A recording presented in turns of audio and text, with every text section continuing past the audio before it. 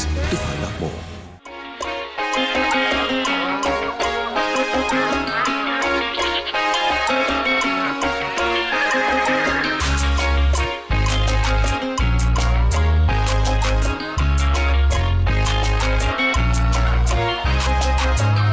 Kenya's Gold.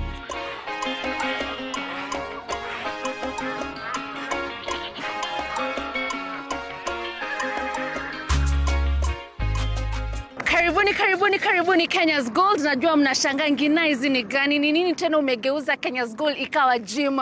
Nope, it's not a gym. What we're doing, we are warming up. Yani tunajiweka nguvu because today on the program we will be fighting pests ambao wamekuwa kisumbua wakulima pale kwa shamba. A very good evening viewers. Thank you so very much for making time to join us on this very last day of the week from whichever part of the country or the world that you are watching us from. Na kama kawaida yetu, we do have a great show lined up for you. Brace yourself kwa sababu leo ni mavita tu na pest here on the program. My name is Violeta Ngina, or the International Mkulima. Wacha basi tutoke kwa shamba.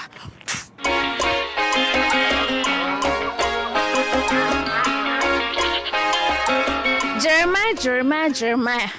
Yes. How are you? I'm very fine. Mkulima wangu na expert of the day. Habari ya leo? Salama kabisa. Uko salama? Kabisa. Na kuona tu hapa nimekuchungulia kwa umbali, nilikuwa nakula machungwa pale, lakini naona ni kama ulikuwa unafanya kasave, unaangalia. Hali ni gani na ni nini unafanya? Unajua kilimo ina challenge nyingi. So I was trying to look at this tree. And I am not very much pleased by how it appears. Na hii ni mti ya?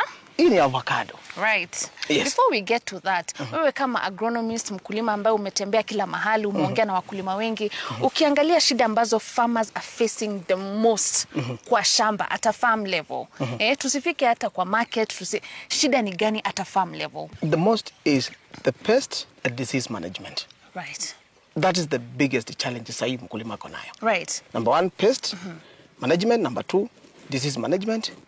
And the other thing is the issue of the nutrition now. Right. The crops. Yes. Good. Umesema hii mti haijakufurahisha, ni mti ya avocado. Hebu niambie shida iko wapi? Is this something that you're seeing common in farmers in different parts of the country, ama tu ni hii area Machakos ni kama kuna kashida mahali? When you look at this tree, you see green leaves. But for me, when I look at it, I see flower abortion. Flower abortion is a situation whereby these are the flower stalks here. These are flower stalk, this is another, and this is another.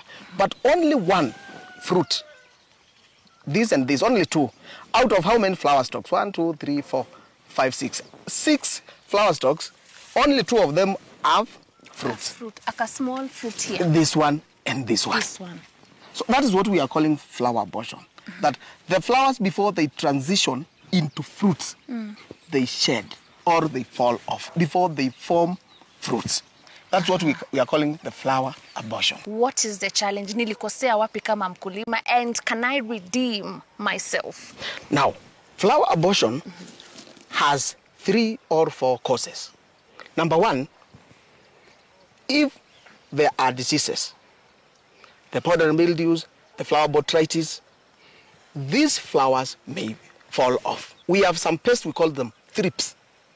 If they affect your flowers, or if they invest your flowers, they will suck water from the flowers, and the flowers will disconnect from the flower stalks and they fall. Right. Then we have the issue of the water. Not necessarily water, a lot of water, but we call it the moisture content in the soil. If the moisture content goes very low, and the tree senses that there is not enough moisture to sustain the fruit formation, then the flowers will reduce to the level that the tree can hold the fruits. So ni kama mti pia iko na akili yake? Ni ka family planning fulani. Ndio mkulima aweze kujua hii mambo ya thrips, aweze attack mapema before thrips attack mti yake. We end up looking like this. Anafaa kufanya scouting aje. What do you need to look out for to make sure that these thrips and all these other pests are not affecting your tree to a point where now you have flower abortion of this magnitude? A farmer should understand that at flowering, the carefulness of chemical application comes in. The insecticides you are using should not affect the bees. So, if you want to scout, we usually say there are 3 important days in a week in the farm. That is yesterday, today, and tomorrow. Come here. On the flowers, you can use a white paper. And you place the white paper below the flowers like that. Then you tap these flowers like that. The thrips will be moving on the white paper. You can use your phone, the smartphone. Just lock the screen, place it under here. Ikiwa hivi black umelock. Yes. Then you tap. You tap like if this. If you check, you'll be able to see very small to things like this one. Very small. But you tunafanya during flowering. Even thrips feed on the young flowers. All right. Not flowers, the young leaves. These very young fruits and new leaves or new shoots. Right. So this scouting unafaa kufanya often. Scouting you do often because the multiplication of this pest is usually very high. Right. You skip a day or 2 and you find they have done the destruction because they do destruction during the day and during the night. So can we recover this flower bush ama sasa tunangoja the next season? No, the biggest challenge with flowers is once flowers are dead, let me use that word, or they dry and shed off, you will have to wait for the next season for the flowers now to come up again and manage them. So another thing that we have been encouraging our farmers to do, hata kama unapanda mahindi, uko na maragwe kama vile kwa hii shamba, pia we encouraging to get into agroforestry, wanapanda miti. Yes. Na hiyo miti inaweza kuwa miti ya matunda. Dio. Why is that very important to do? Mixed farming is a very good thing for a farmer to practice. Why? When the market fluctuates for one crop, you may find the other alternative crop you have as a good price. It's fetching a good price in the market. So do not put all your eggs in one basket. Una manage risks zako kama mkulima. Yes, yes. All right, so I think hapa tena tuko kwa mti ingine avocado na kuna visanga vingine vinaendelea hapa. Many of the farmers may think that this tree is doing good. Kwa sababu unaona matunda. There are so many fruits. Yeah, this tree has so many fruits. But what they may not understand is, if I may hold this branch, if you look at these points, you can see these are leaves that dropped. And the leaves are the ones that are used to photosynthesize or, as I quote, to cook food for the fruits. Now the leaves are not there. So we can see the kitchen is not with the tree. So these fruits will not get food. When you look at the leaf veins, these ones, the leaf veins, alongside the leaf veins, you can see some necrosis, some things that look like spots. Yes. That is how the pasture mites feed. They feed alongside the leaf veins. Now, once they feed, this leaf does not have enough water and it disconnects from this point of attachment from the tree and they fall off. If you check from the ground now, you can see some are even falling. Just kama hii inakaa fresh, that one, but look at it at the end. I want you to look at, you know, this one we have just plucked, right? Yes. But this one was down. Yes. Look at the end of the tip. It is shrinking. If you compare the two tips, this one is shrinking. Maji kabisa. Maji imeisha. So it will dislodge, disconnect from the branch and fall off. So what will be the end result of our fruits, given that umesema hapa ni tunda lakini haina jikoni yake ya kuipikia chakula? If you are lucky that the pasture mite invested your farm when the fruits have already formed, and you managed, you are able to manage them, if you irrigate the tree, it is going to produce some new leaves, as you can see. You can see this one is producing some new leaves. Right. But these leaves are not enough to maintain the quality of these fruits. So you are going to have small-sized fruits. Sasa nikikuja kutaka kuangalia kama mti yangu iko affected na pasture mite, how do I scout and what do I look out for? We have what we call scouting from a distance. Like if I stand from a distance and look at the base of the tree, you can see we have leaves that are shedding. Although leaves may shed out of what we call leaf senescence. That is, when leaves get old, they may shed automatically. So if you find leaves on the ground, it is not an automatic reason to say that you have pasture mites. No. If I look at this tree, I can see the old leaves, the young leaves, all of them are shedding. Now, so I have now to go a step further and confirm from the leaves. All right. And now you come on the leaves now. So you may come with me. You come on the leaves. And you check on the leaves whether you may find, like for example, I can Here, I think I found. Good. Now, I think you are now becoming an agronomist. I am just thinking. Now, loudly. Right. And so when they fall off down here, unaona wameanguka, imeanguka huku chini, pengine ingine bado iko na hiyo pasture mite tumayai, nifanye aje as opposed to just leaving them here, nidhania nafanya mulching, kumbe I'm just continuing the spread of pasture mites in my farm? Now, we usually say, these leaves that have fallen down here, we have farmers who have very large farms, such that if you tell them now to collect these leaves, it is not doable. Right. So the best thing for you to do is, when you are spraying on your tree, the leaves that are just down there, you can do also a spray. What if me, I'm doing all that I can? Yani I'm managing nicely, scouting nimefanya, nikipata pasture mite, I'm doing what I need to do to treat it, nikipata thrips, I'm doing the same. Lakini jirani wangu pale ambaye tumedividiwa tu maybe na ka fence kako hivi, yeye ameachilia mimea yake. Am I also at another high risk of continuously being in this cycle? We have to enlighten everybody, actually. Not every farmer, everybody. Because you find, you can find in every homestead, we just have one avocado tree. So we need to enlighten even the neighbors. If you know you're doing avocado farming and you have a neighbor with such trees, one or two, it is good you enlighten him. All right. And you have an agreement. You tell him, please, save me by managing your tree. Even if it's one. Tumefundishwa kwamba we have those beneficial insects. Ambayo hatufai kuwa tunawaua. The ladybirds and the bees. Ebu tueleze umuhimu wa hiyo, how they support the ecosystem, na wakulima wakwe waangalifu kiaje, kwa sababu unaweza pata dhigiriria hapa kwa shamba niamue pia hii.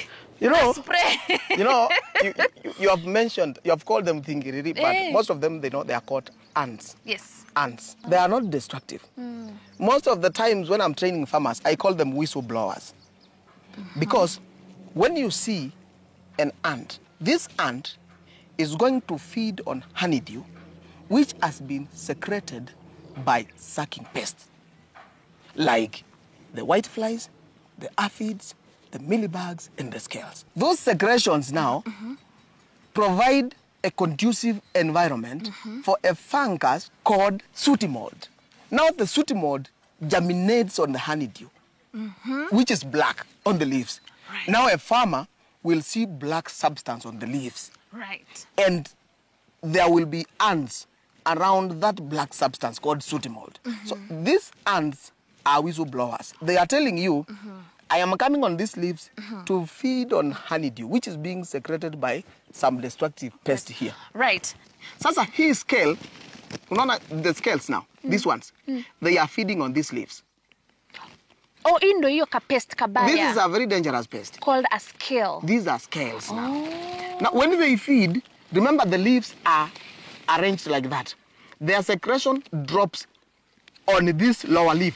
Unaona kama hii. Inaanguka. Now, when it drops here, now sooty mold, yes, you can see this one secretions are falling on this leaf, and now the sooty mold germinates on the upper side of the lower leaf where the secretions are falling.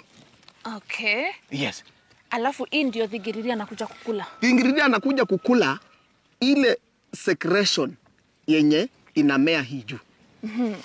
So huyu scales utampata sana sana kwa mimea ya aina gani? Naona hapa ni pixie, ako hapa na ako sana. Where else do they attack? Kwa miraa na kwa maembe. So nikiona dhigiriri kuna tusiafu tu mahali tunakula. I don't know whether my cameraman is capturing well. Ako sawa. Unaona? You see now. So many. Now, those ones are whistle blowers. Tumalize na tofauti ya scales na millibags. Hii ndio scales hii. But millibags ziko under peke yake. Acha tuone millibag ni kama hii. Hii inakaa snow. So this is another inakaa cottony. Cottony hivi pamba hivi. Hii ni pest millibags. Na unaona compare na whitefly. Unaona kama hii. Hutu ni whitefly tumekwama hapa. Sawa. Tuongelele huyu millibag. Anapatikana juu ama chini peke yake, alafu which crops will you find mostly attacked by this millibag? Na kwa result yenye tutapata kwa mmea wetu hapa wa pixie, how will it affect the fruit? Anapatikana sana underside of the leaf. Na utampata sana kwa hii citrus, utampata pia kwa maembe, lakini kwa paipai, I'm telling you, if you walk around here, you are likely to find one hata kuna moja hapa. We. But hii ndio naweza kudemonstrate vizuri. Hii hapa. Angalia hii. Tunaona ziko under. Angalia, if you open this, you find they are underside of the leaf. Millibags. These are millibags. Ndio hizi. Millibags. And you know, one thing wakulima wanapenda kufanya. They like intercropping purple with citrus. Na si unaona zina share pest. So you find one is an alternative pest. So you could be managing the millibags very well in citrus. But you forget in the purple. And even before we talk about it being redeemable, unaona hii aki for real ime affect sana. Ndo tufike hapa yenye for real hapa ngotile kedo hii imeisha. There's nothing. Is it a farmer hakuwa anajua ama saa zingine tu wanachokanga tu? Do you know sometimes a farmer could see a small animal, okay? A farmer could see a small animal, let me call it an insect, and think that this insect is not harmful. And so the farmer, I'm not saying may ignore, may not be aware that this is a destructive pest. Any insect or animal you see in your farm, however small or big it is, you should be very cautious and develop interest to know, is this animal destructive or beneficial or just loitering without any damage? Right. We get back to the principles of production. You know, those principles of production do not have the deputy principles. They are just principles. What are those principles? The first one is the knowledge, the technical know-how of knowing this is a pest, this is a disease, and this is how to manage. Technical know-how, number one. Number two comes in water. Then we come to number three, space or land. I'm using the word space because of the issue of the soilless farming. Na sisi siku hizi tunafanya ukulima kwa balcony. Correct. The space or land. Now we go to capital. Remember, this land, you can use it to get the capital, because if you are over title deed, you can take a loan and capital. So capital comes in. Right. Number 5 is the market. By yourself. There are 5 principles of production. We should not ignore the technical know-how. It is number 1. That one is number 1. Okay. Yeah. So is this redeemable? This one is redeemable because the most important part, and there's a snail here. No. What is this? So umesema ukiona mdudu kwa shamba usiassume. Sasa nikikuja, hii ni kale ka slug, kadudu makamasi. Yes. Hii yenyewe ni pest. Iko na madhara yake. What are the madharas of this snail? Si itakula mmea. The leaves. Have you ever been into Mwea? Irrigation scheme? Yes. Have you ever seen how rice is being harvested by the same family? Yes. Yes. This is dangerous. So ukiona hii ujue pia. I have told you, any animal, I'm using the word animal, any animal you see in your farm, develop interest. Whether a dog, do you know dogs feed on watermelon? Are you aware? Really? Dogs feed on mangoes. So ukiona pia any animal you have seen in your farm, develop interest. Right. No, what is this animal doing in my farm without my permission? Right, there you go. What a fantastic conversation we are having here with Mr. Jeremiah, who's talking to us a lot more about pests. Tumekuwa tukizungumzia kwamba pests and diseases have become the biggest challenge to our farmers. And today here in the farm, this orchard, we are scouting tree by tree. Na tayari tumepatana na dudu makamasi. More pests in this farm. We are doing this so that we educate you on how to scout and also how to treat your farm correctly. Ndio isifike mahali mambo ni mbaya, unatumia excess chemical, unaharibu mimea, unaharibu mchanga, unaharibu maji. We are here to sort you out on that. So we are taking our first break. We come back tukatafute white flies. Tuliambiwa pia kuna pest anaitwa white fly. We will be able to find it after this break and give you the preventive measures of the same.